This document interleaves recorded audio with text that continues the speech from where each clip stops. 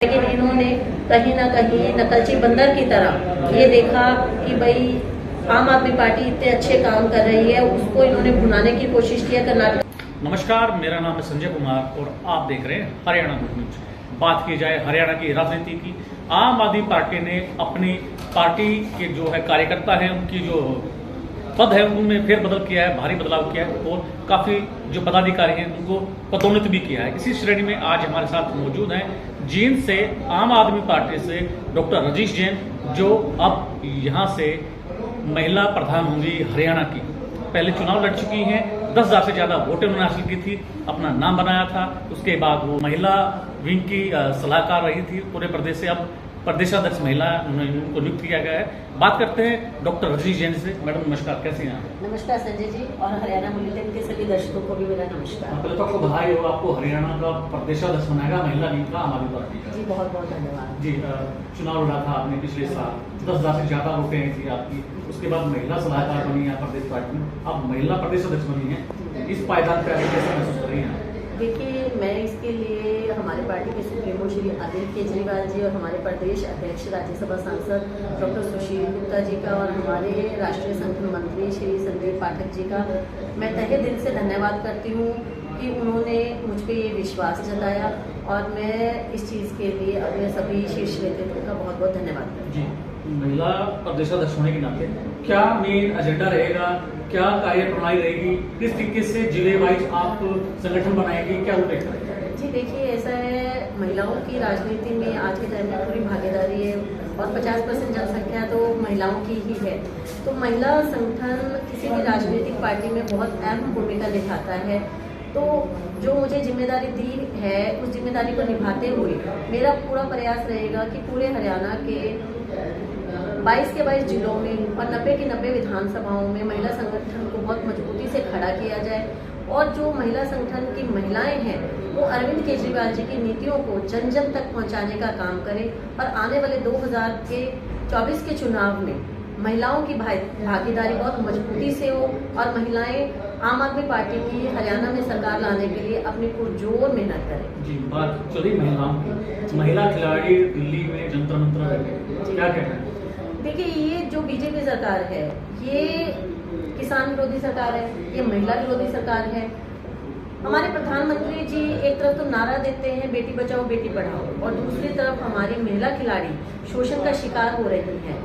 आज उनको अपनी बेटियों से ज्यादा जो हमारे देश का गौरव होती हैं, और जब वो पदक लेके आती हैं तब उनको कहते हैं भारत की बेटी ने पदक जीता है। आज वही हमारी बेटियां इतने लंबे समय से धरने पे बैठी हैं। आज बीजेपी के जो पदाधिकारी हैं, जो हमारे माननीय मुख्यमंत्री जी हैं, उनको सांसद तो जो बृजभूषण जी हैं जिनके खिलाफ इतने सारे संगीन आरोप लगाए हैं बेटियों ने, उनको अध्यक्ष पद से भी नहीं हटाया जा रहा है। तो मैं तो यही कहूंगी कि महिला खिलाड़ियों के साथ बहुत बड़ा अन्याय हो रहा है। हम अपनी खिलाड़ी बेटियों के साथ हैं। जहां भी आम आदमी पार्टी के महिला संगठन की जरूरत होगी, अपनी खिलाड़ी बेटियों के साथ वो कंधे से कंधा मिलाकर उनके हकों की लड़ाई लड़ेंगे। एक और मामला चला था महिलाओं के लिए, खेल मंत्री संदीप का, उसके बारे में देखिए, मैंने कि बीजेपी सरकार ही महिला विरोधी सरकार है। ये सिर्फ जुमलेबाजी करती है, ये सिर्फ कहने के लिए बेटी बचाओ और बेटी पढ़ाओ का नारा देती है।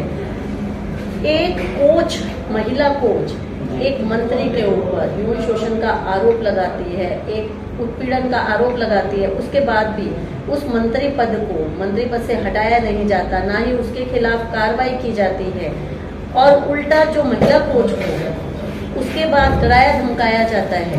तो मुझे बताइए कहाँ का न्याय है, जब एक महिला कोच जो इतने सारे खिलाड़ियों को तैयार करती है उसके साथ इतना बड़ा अन्याय हो रहा है। तो हमारे हरियाणा की बेटियां, हमारे मतलब हरियाणा की महिलाएं कहाँ से सुरक्षित हैं? वो अपने आप को कैसे यहाँ पे इस प्रदेश में सुरक्षित महसूस कर सकते हैं? आपको आपका कहना है कि इस मामले में बीजेपी सरकार अपने मंत्रियों को बचा रही है? बिल्कुल 100% बीजेपी सरकार अपने मंत्रियों को बचाने के लिए महिलाओं के साथ अन्याय कर रही है।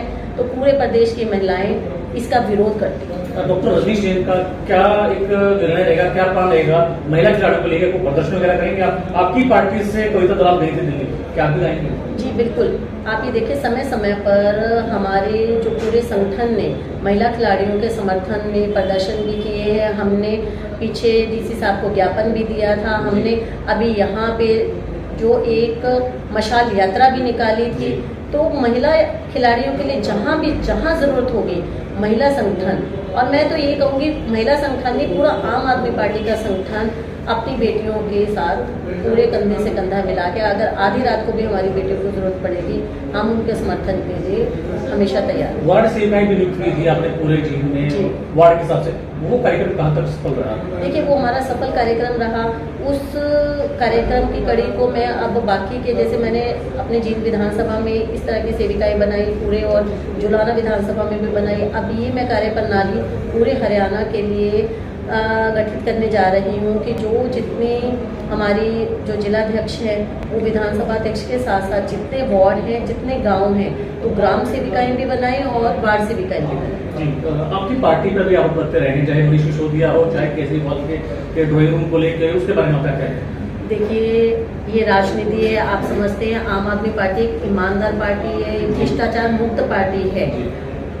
इस टाइम पे जो बीजेपी सरकार को सिर्फ और सिर्फ डर आम आदमी पार्टी से लग रहा है, वो आम आदमी पार्टी पे अपने सोशल मीडिया से ही सिर्फ इस तरह के आरोप लगा रहे हैं। मुझे एक बात बताइए, अगर इस तरह के आरोप हैं तो आप उन आरोपों को साबित क्यों नहीं कर रहे हैं? हमारे निर्दोष स्वास्थ्य मंत्री जी को, सत्येंद्र जैन जी को 1 साल से लगभग जेल में डाला हुआ है।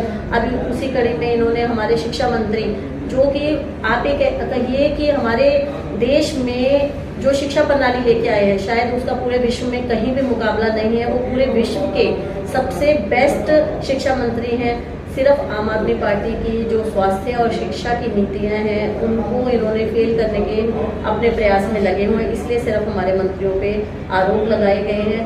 आरोप है तो उनको साबित करके दिखाइए। आपकी पार्टी के नेता का आरोप है कि कांग्रेस ने जो 75 साल पुरानी पार्टी है उसने आम आदमी पार्टी के मैनिफेस्टो को यूज किया कर्नाटक चुनाव। बिल्कुल यूज किया। आप ये बताइए कहाँ तो हमारे माननीय मुख्यमंत्री भी और हमारे माननीय प्रधानमंत्री जी भी और कांग्रेस के सभी नेता कहते थे कि केजरीवाल जी रेवड़ियां बांट रहे हैं। तो मुझे ये बताइए ये रेवड़ी कल्चर इनके अंदर कहाँ आ गया?